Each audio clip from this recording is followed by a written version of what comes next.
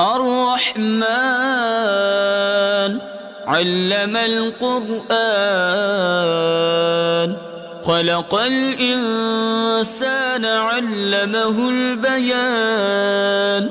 الشمس والقمر بحسبان والنجم والشجر يسجدان والسماء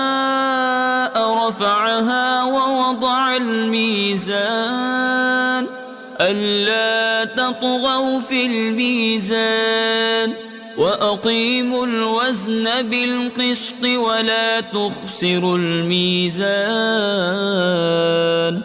والأرض وضعها للأنام فيها فاكهة والنخل ذات الأكمام